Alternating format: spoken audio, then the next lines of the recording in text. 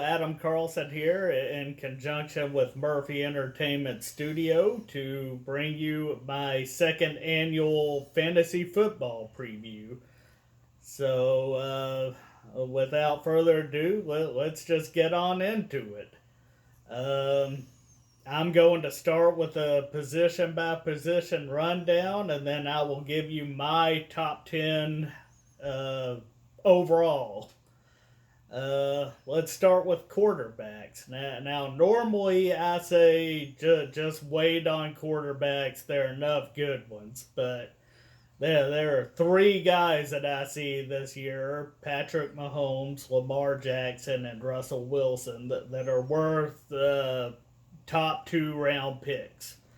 So my advice this year would be get one of those guys, and if you miss out on them, then wait and fill out your running back and receiver positions.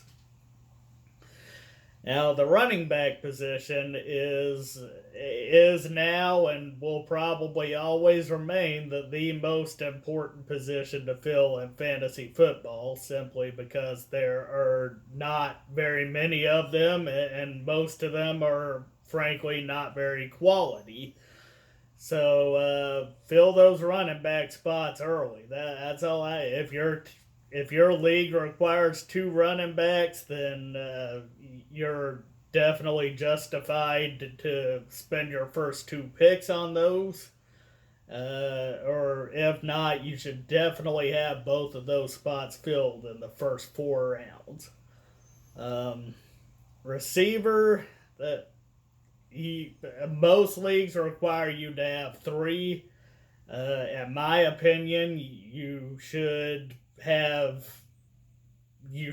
all 3 by the end of round 6. But if not, you should have at least 2 and draft a third one in round 7.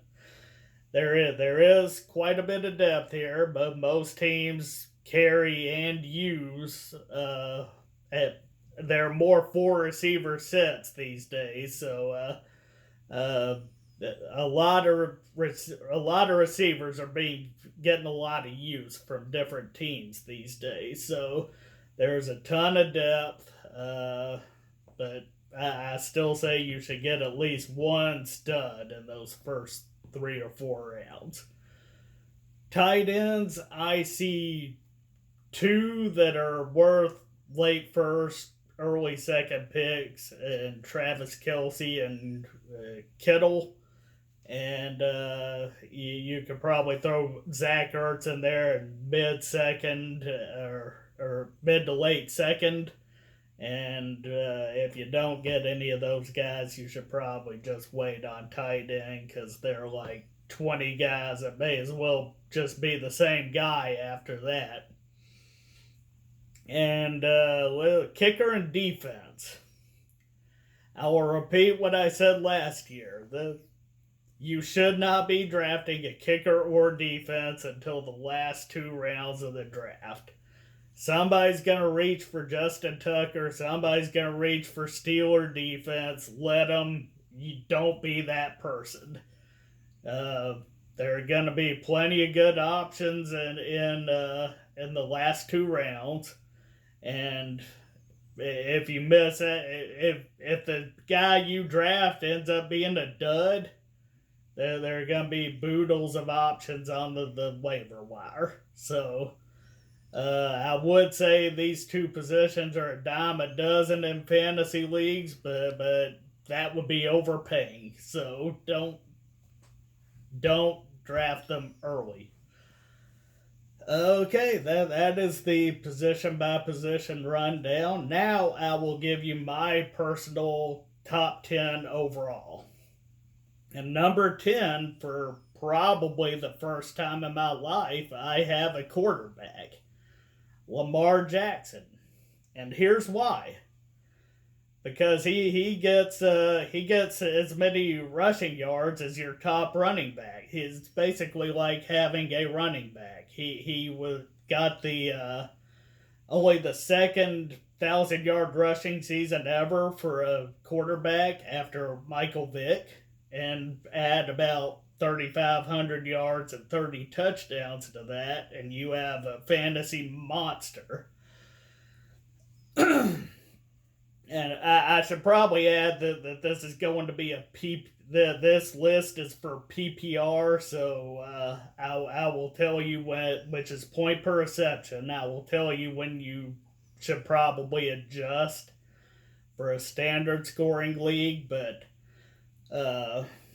so number 9 on my list is Julio Jones, wide receiver, Atlanta Falcons. Last year I had him number 1, and he was a stud last year. Don't get me wrong. He piled up the catches. He piled up the yards. But for some reason, that just never leads to touchdowns for him. He's never had a double-digit touchdown year. Don't get me wrong. He's a stud. He should go in the first round. He's my number 3 receiver overall, but last year I had him number 1. I can't go there. Number 8 for me, Dalvin Cook, running back, Minnesota Vikings. He had 2 straight years of just injury-plagued ankle problems. And last year he finally stayed relatively healthy, played 14 games, and showed what he could do with 1,400 total yards, 50 catches, and 13 total touchdowns, which is a big season. Now, the reason I can't have him higher than this is, as I said, even last year in a healthy season, he still missed 2 games, and you're sure to have some players missing games to COVID and other things, so it's a very high risk to draft somebody that you're almost sure is going to miss a few games. Number 7 for me is Derrick Henry, running back, Tennessee Titans. Now, in a standard league, you should move this guy up to top 3. Should get consideration for first overall pick. He led the league in rushing yards. He's the favorite to lead the league in rushing touchdowns this year. So why can he not be higher? Because he doesn't catch as many balls as some of these other guys, and in PPR that's just too much of a drawback.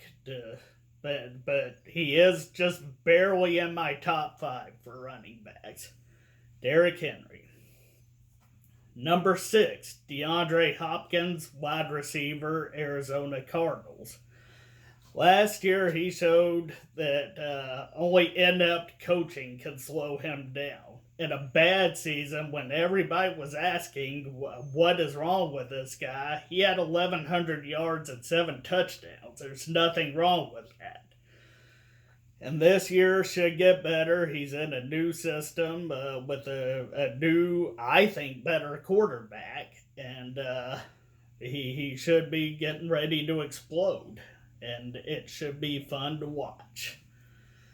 Number 5 for me, Alvin Kamara, New Orleans Saints running back. Last year was injury plagued. He went from 18 touchdowns to 6 last year. He missed 2 games. The second half of the season, he was slowed drastically by an ankle injury. I'm betting that he's going to come back healthy and get back into that 15 to 18 touchdown range that he spent his first 2 seasons. Number 4 for me will be Michael Thomas, wide receiver for the New Orleans Saints. This guy has the 4-year all-time record for most receptions for his first 4 years in the league. Last year, he set the all-time record for receiving receptions in a season with 149, and that's 149 extra points at PPR. So he is definitely worth being the number one receiver on this list, and now in non-PPR, he should move back to the end of the first round. But PPR, he's definitely worth a top 3 or 4 pick. Number 3, Ezekiel Elliott, running back, Dallas Cowboys. Last year, again in a bad year, he had 1,400 total yards and 14 touchdowns. And he should only be getting better. He has his quarterback back. He has an improved coaching staff, and he should be ready to roll. Number 2 is, let's see, it's Christian McCaffrey. And he has... No, wait. So number 2 was Saquon Barkley. He was injury plagued last year for the Giants, running back. He had, but he still had tons of yards, tons of touchdowns, and tons of receptions. He's a big play waiting to happen.